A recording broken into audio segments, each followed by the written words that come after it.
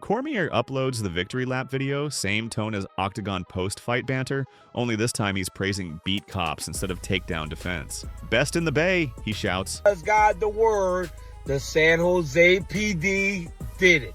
They found my truck. Can you believe that? I gotta be honest, I thought it was gone forever. But the San Jose PD got it done. Go San Jose. See, best in the Bay. I thought it was gone forever, but they got it. So thank you to the San Jose PD for finding my truck. They got it. Now, will I keep the truck? I don't know, man. I don't think so. But they found it. The San Jose PD.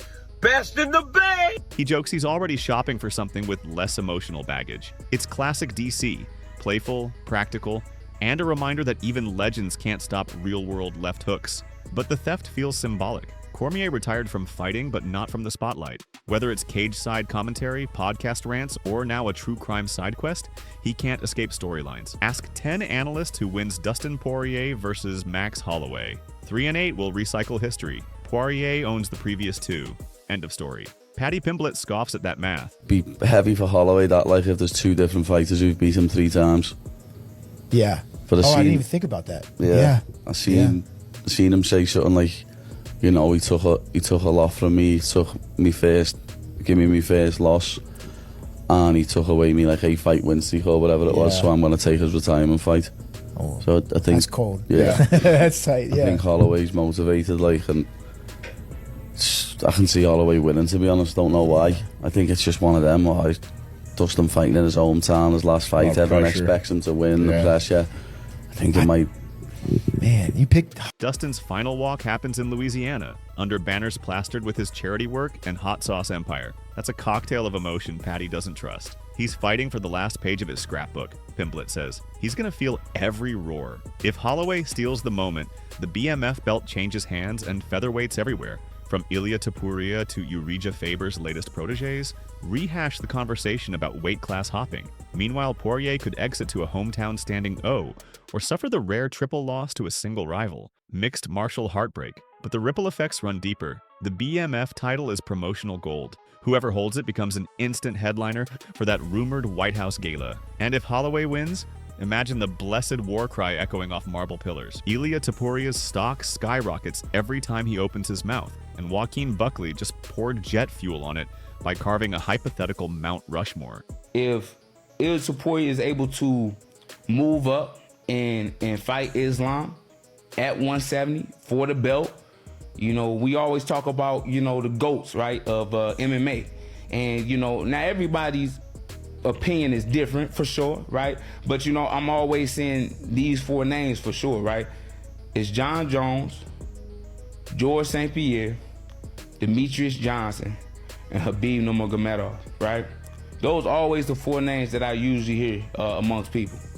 And with that being said, out of those 4 names, right, if Topuria does what he does and becomes, you know, and gets 3 straps, right, in 3 different divisions, I truly believe he does put himself in a position to become an all-time great. Who you think he replaced off that mountain? Who y'all think he replaced off of that Mount Rushmore? Who it is?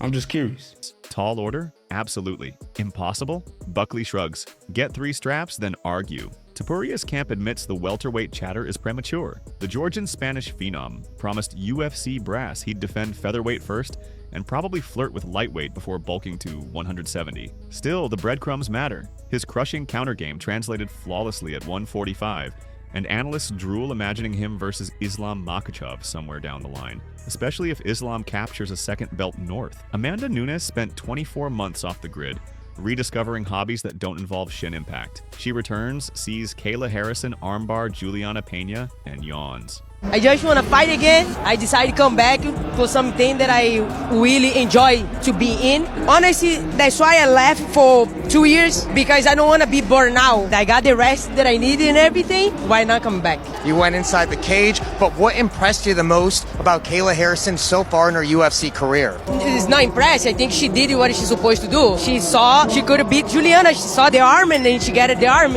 and she beat Juliana, so I'm happy for her. She did what she was supposed to do, Nunes tells reporters. Tone casual as a grocery list, but beneath the shrug is a real challenge. The Lioness wants a dance partner who forces evolution, not repetition. Harrison, a former PFL queen, disagrees. Everyone is going to be waiting and can't wait to watch that. I'm about to win this belt. I'm going to get another belt when I lure Amanda out of retirement and I take everything that she's ever worked for. And then Henry is going to owe me 100 anytime push-ups and he will no longer be the greatest combat athlete of all time. But anyways, give me 5 questions. Look at big news. Look at big news. Did we just break a potential fight story? She wants the legacy fight payday Nunes represents.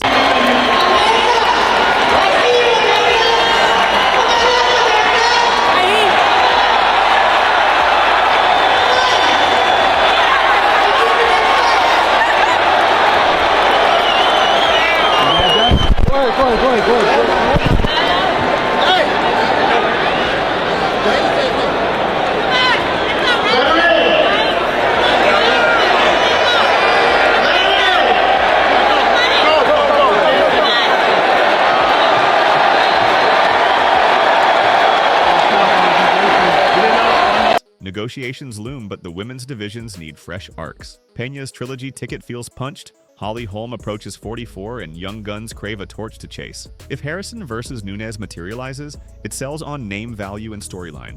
Olympian versus Octagon Queen. Nunes knows it and purposely underplays to control leverage. Meanwhile, prospect darling Bo Nickal tasted his first pro defeat, courtesy of Renier de Ritter's surgical knees. Nickal's response? Self-deprecating skits on Omraid TV where random strangers clown his midsection fragility. It's comedic therapy, turning critique into clicks.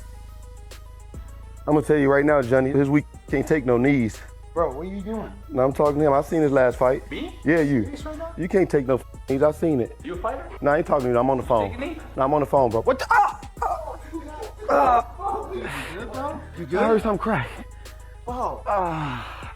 The wrestling ace vows a smarter striking defense, but more importantly, he stays human in loss, something fans appreciate in a sport where rebounds decide careers. Tom Aspinall's life hack for staying sane while matchmaking limbo drags on? Mop the mats and film it. The British heavyweight's latest TikTok shows him scrubbing the gym floor, captioned, "Waiting for the UFC to announce my next fight," like soundtrack courtesy of Elevator Jazz. Humor masks frustration. He owns the interim belt, John Jones is flirting with White House fireworks, and Stipe Miocic contemplates backyard barbecues. Behind the scenes, whispers suggest a fall showdown with Jailton Almeida, or a surprise rebooking of Sergey Pavlovich. Aspinall's priority is momentum.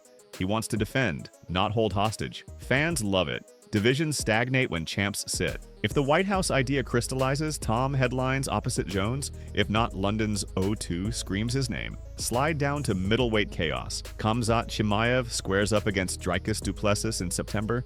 Footage shows him mauling rounds with Arman Tsarukyan, an unlikely but lethal training partner. Chimaev whispers about a violent surprise.